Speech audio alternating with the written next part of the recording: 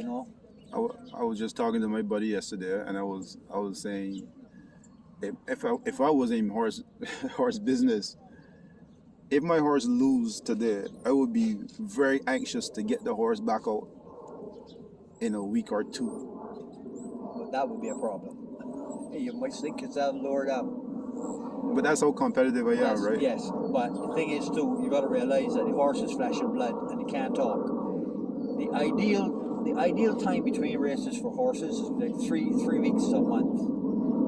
You can run some of them back in 2 weeks, but you can't do it all year.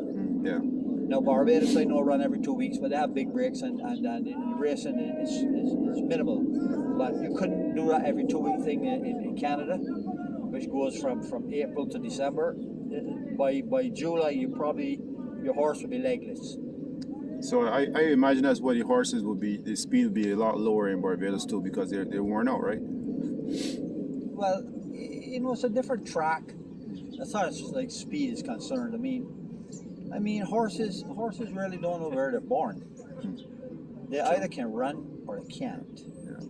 And a perfect example of that is the horse that came up from Barbados that I trained, Insitatus. Insitatus. He won the Gold Cup in Barbados, and then the owner sent him up here to me, and he came up here and earned, like $700,000, almost $1 million in purses. He won 2 graded stakes races. He won the King Edward and the Connaught. He was second in the Hong Kong Cup here at Woodbine. They had a race called the Hong Kong Cup, sponsored by Hong Kong Jockey Club, and he ran second, and that got beat at nose by a very good horse.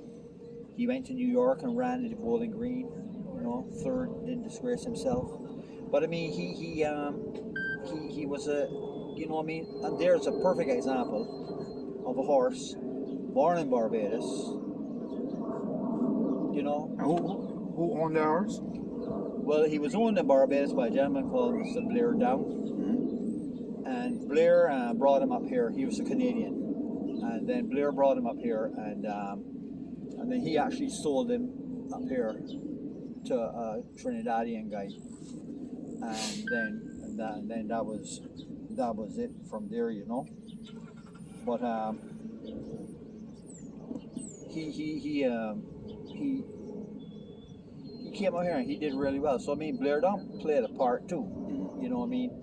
He gave me some horses to train. He bought some nice horses. He paid good money for them, and then he got out of the business. But it was.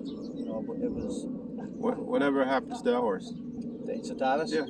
Well, unfortunately, they took him out to Vancouver, and they used him as a sire out there. Well, that was crazy because he was a turf horse.